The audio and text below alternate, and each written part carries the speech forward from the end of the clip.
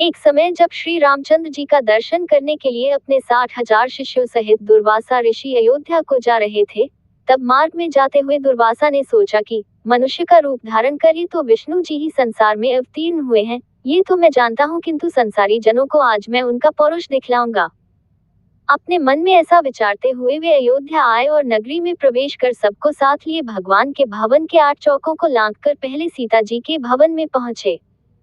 तब शिष्यों सहित दुर्वासा को सीता जी के द्वार पर उपस्थित देख पहरेदारों ने शीघ्रता से दौड़कर श्री रामचंद्र जी को इसकी सूचना दी। ये सुनते ही भगवान राम मुनि दुर्वासा के पास आ पहुंचे और प्रणाम कर सबको बड़े आदर सहित भवन के भीतर ले गए तथा बैठने के लिए सुंदर आसन दिया।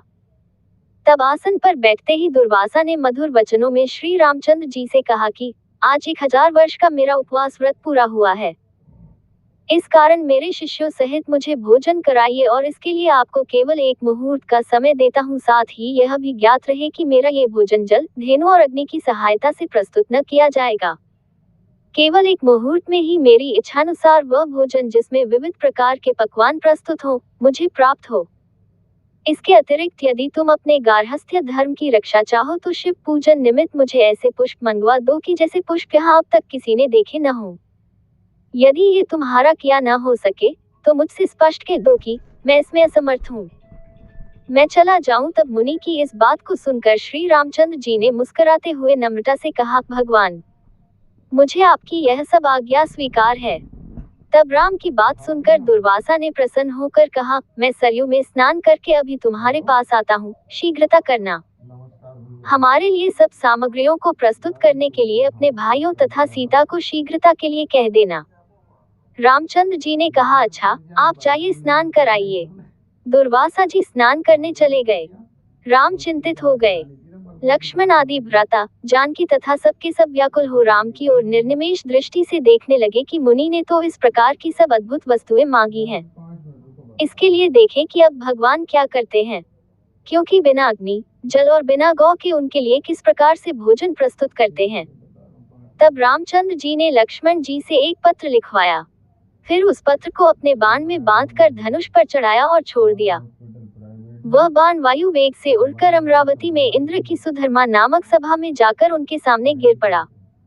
उस बाण को देखकर इंद्र व्याकुल हो गए कि यह किसका बाण है। फिर उठाकर जो देखा तो उस पर राम का नाम अंकित था। फिर उसमें बंधे पत्र को खोलकर पढ़ा। पत्र खुलते ही वह बाण फिर वहां से उड़कर राम की तरकश में आ घुसा।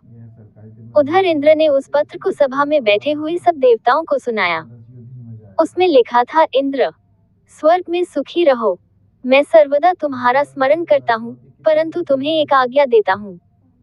आज 1000 वर्ष के भूखे हुए दुर्वासा मुनि अपने 60,000 शिष्यों के साथ मेरे यहाँ आए हैं। वे ऐसा भोजन चाहते हैं जो गौ, जल अथवा अग्नि के द्वारा सिद्ध न किया हो। इसके साथ ही उन्होंने शिव पूजन के लिए ऐसे पुष्प मांगे हैं जिन्हें कि अब तक मनुष्यों ने न देखा हो। मैंने उनकी यह मांग स्वीकार कर ली है। वे सरयू में स्नान करने गए हैं, इसलिए तुम शीघ्र ही कल्पवृक्ष और पारिजात जो क्षीर सागर से निकले हैं, क्षण मात्र में मेरे पास भेज दो। इसके लिए रावण के संहारक मेरे बाणों की प्रतीक्षा मत करना। ये पत्र देवताओं को सुनाकर इंद्रदेव तत्क्षण उठ पड़े और कल्पवृक्ष तथा पारिजात को साथ ले देवताओं सहित विमान में बैठकर अयोध्या में आ पहुंचे। लक्ष्मण जी ने इंद्र का स्वागत किया।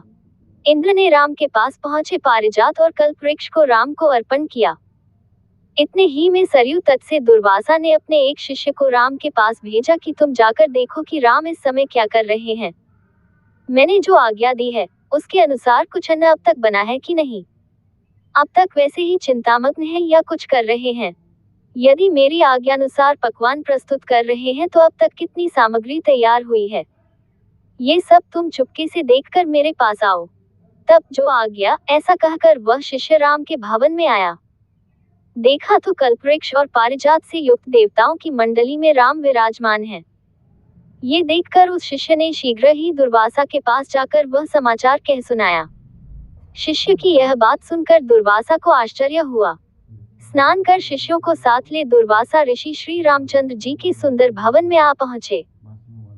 दुर्वासा जी को आया देख देवताओं सहित राम ने उठकर उन्हें तथा उनके सब शिष्यों को बड़े आदर के साथ प्रणाम किया और उत्तम आसन पर बिठाकर सीता तथा लक्ष्मण आदि के साथ उनकी पूजा की। फिर जिन पुष्पों को मनुष्यों ने अब तक नहीं देखा था, शिव पूजन के हेतु पारिजात के उन पुष्पों को राम ने दुर्वासा के समक्ष प्रस्तुत किया।